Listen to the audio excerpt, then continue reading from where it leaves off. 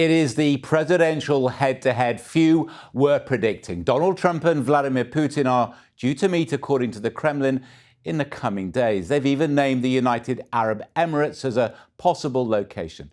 The prize is a ceasefire in Ukraine, though it's by no means clear what, if any, role President Zelensky will play. So, is a deal in the offing or just more disappointment? I'm joined now by Sir Tony Brenton, the former British ambassador to Russia. Sir Tony, things are happening so quickly. Is it possible that these two leaders might surprise us with a ceasefire deal? Well, they've surprised us with the prospect of a meeting, but that's the easy part in a way. It's going to take some time to get to what we all call a ceasefire, but Russia's not going to agree to a ceasefire unless it effectively ties up all the conditions of what the ultimate peace looks like. So it's good that they're meeting. There must be something substantive that Putin has communicated to Trump, which has encouraged Trump to believe that there's going to be progress. And I think the best, well, first of all, we have to get a date for the meeting and all of that. And there's an argument about whether Zelensky is going to be there and that. But the best thing that we're going to get out of the meeting is actually going to be a process of negotiation, whatever level, between whoever, towards, we all hope, ultimately a ceasefire and the shape of a final peace. What do you think has changed in Moscow's calculation? Was Putin, after all, worried about Trump's threat of fresh sanctions and tariffs on Russia's trading partners? Is that the thing that's pushed Putin to make this move? I doubt it. I mean, as Trump himself has said, Putin doesn't really believe that sanctions are a threat. And Trump himself doesn't think that sanctions are a threat. It is something you can do when you want to look as if you're doing something, as it were. The sanctions so far announced, which is increasing tariff rates on India, the immediate response of the Indians hasn't quite been get lost, but it has been, it is not evident that we're going to cooperate with this at all. So sanctions, yes, they're useful. Yes, the Russians would be delighted to be rid of them, but they're not going to finally pressurize Putin into moving on things that he cares about more than he cares about the economic welfare of Russia. I think what has changed is that Putin has become aware of how much he has irritated Trump. And there's a real cost for him there. Because if Trump goes overboard and starts supplying all sorts of weapons to Zelensky, as he's threatening to do, and lines up against Putin in various other ways, then Russia loses out. So I think Putin has made an offer. I don't know what it is, but I can guess at the general shape of it, which has got Trump interested. And we'll see how their discussions face-to-face go from there. Give us your best guess as to what that offer is, if you don't mind. Yeah, I mean, there's been lots of talk about this on the airwaves and Russian friends and so on. The idea of a sort of air truce. You don't have a ceasefire, but you do have a ceasefire with regard to using drones to destroy civilian areas, to attack energy installations and all of that. Both sides are doing the other considerable damage on that front. From the Russian point of view, what they're doing, which is killing a few civilians every day and bombing apartment blocks, is completely irrelevant from a military point of view. From the Russian point of view, they can stop doing something which is no doubt very good in terms of their domestic public opinion, but is not making a jot of difference to the way the war is going. For the Ukrainians, it will be harder because the things they're bombing are strategic targets. The story is that Trump's wife said to him, Donald, I don't know what she calls him, Donald, let's say, presumably not Mr. President, Donald, you keep on coming back home and telling me that you're having great phone calls with Putin. Meanwhile, I'm watching every night on television Putin's drones bombing civilians in Ukraine. Can't you at least put a stop to that? So it's exactly the right thing to put to Trump at the beginning of a negotiation. But does this help Ukraine a great deal? You know, Trump says that the bilateral should be followed by a trilateral, including President Zelensky. Putin has said today that he doesn't think the conditions are even close for that trilateral meeting to take place. Presumably, if you're Ukrainian, you are really worried about being bounced into some kind of deal almost behind your back that doesn't suit you. Yes, you are. And I'm pretty sure that the Americans will keep the Europeans out too, for as long as they can. But once you start talking about things like lifting sanctions, most of the sanctions are European rather than American, and therefore the Europeans will have to be brought in. And meanwhile, Trump is under domestic pressure, not total domestic pressure, but some domestic pressure, to make sure that Ukraine comes out of all of this as an independent country, a democratic country, a country that of the sort that Americans like. So I don't think that Trump is going to sell Ukraine completely down the river. And I think that their determination, and they're right, finally, if you're going to have an agreed ceasefire, Ukraine is going to have to be part of it. So at some point, if these talks go anywhere, Zelensky is going to have to be brought in. What Putin is saying is, I don't want him there yet. Famously, the last time these two men met in Helsinki in 2018, Trump caused some consternation when he appeared to back Putin over his own intelligence services on the issue of Russian interference in US elections. Here's a reminder of what he said. People came to me, Dan Coates came to me and some others. They said they think it's Russia. I have President Putin. He just said it's not Russia. I will say this, I don't see any reason why it would be. I have great confidence in my intelligence people, but I will tell you that President Putin was extremely strong and powerful in his denial today. Now, a lot of people concluded from that Putin played Trump.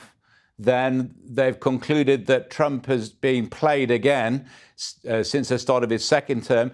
Do you think in this summit, Putin will be able to play Trump for a third time? I like to think not. I mean, you have lots of opinions about Trump, but he is not stupid. He learns lessons from life. And when he started off at the beginning of his presidency, actually, coming down quite firmly on Russia's side in what the outcome of the war should be. He then was played by Putin over several months. Putin saying, yeah, we'll get to the solution. We need to do it this way, we need to do that way. And Trump basically backed Putin through all of that, and then woke up to the fact that, as his wife said to him, while Putin was saying nice things to him, he was meanwhile bombing various cities in Ukraine. And his turnaround over the last, whatever it's been, 6 weeks, has been very firm and very clear, and has put the pressure on Putin, which has now got us back to the prospects of this meeting. And I very much hope that Trump has learned his lesson and will be that much more wary of the things that Putin says to him. What's the position of Ukraine's European allies in this? Principally, of course, I'm thinking about Sir Keir Starmer in the United Kingdom. We're supplying, Europe, that is supplying a third of the weaponry these days to Ukraine, but I don't think Europe has had a mention in these talks about ceasefire summit. So are we left out of this?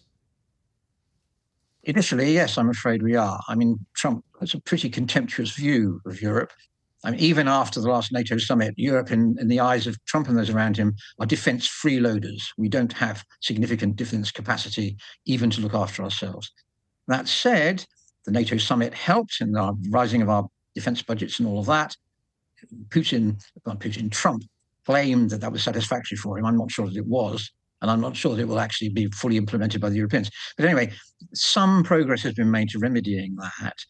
And as I said, to finally resolve the Ukrainian problem, there's an important point to understand here. Trump firmly believes that Ukraine is not, in the first instance, an American problem. It's a European problem. His preloading rich European allies should be taking the principal responsibility for supplying Ukraine with defense and security, looking after Ukraine once a peace is made. Now, you're not going to get us, Europeans in general, to do that without at some point including us in the negotiation. And presumably Zelensky needs the Europeans at the table to act as guarantors to ensure that he isn't, having to sign up to a deal that he doesn't want. Yeah, that's absolutely right. So this is going to be pretty uncomfortable for Zelensky initially, as I say. But you cannot imagine a final outcome which fits what Trump wants, which is basically America out of the whole thing, without incorporating the Europeans. And the Europeans won't go in if the Ukrainians aren't in there. That really is the big thing I'm struggling with when I think about a ceasefire and a possible peace deal in Ukraine. It's that, we know that Trump wants a deal for all the reasons that you've outlined. We think that Russia's war aims are the same. It wants to big chunk of Ukraine in its pocket, and it wants to subjugate the rest of it. And Ukraine says it will fight to maintain its independence, and it has Europe's backing in that. Now, that's a very, very big circle to square, isn't it? Yeah. Yeah, it is. No, it's going to be difficult, but actually, I don't think the gap is as wide as you describe it. Putin has had a pretty disastrous war. He expected it all to be over in a few weeks, and it's now gone on for 3.5 years, and is effectively stuck. The Russians are still advancing, but very, very slowly. There's an immense cost in casualties. What he wants is an outcome which, first of all, he can declare to his people is a victory. And secondly, yes, he wants some control. Well, he will, in any conceivable peace agreement, basically, Russia will hang on to the territory that it's got. Barring some huge turnaround in the military situation, the territorial front line is stuck, and neither side is going to concede anything on that in the negotiations. So you'll end up with a deal under which each side says they still have claims on the other side, but the lines essentially stay they are. The big issue is what's left of Ukraine, which is most of it. I think it's pretty clear also that will remain an independent country. Russia, as you say, wants to subordinate it, but I think they want them politically under control rather than to be reincorporated into Russia. The parallel is Belarus, which is basically a Russian puppet, but is still an independent country. So you have an independent Ukraine, what's left of it, approximately what they've got now, subordinated to some extent to Russia. And the argument is going to be, the central argument is how much? Ukrainians, how big an army can they have? What sorts of commitments can Ukraine receive from European powers, from the United States, to guarantee its ongoing independence? There's a limit on that because there's a general understanding that Ukraine will not become a member of NATO.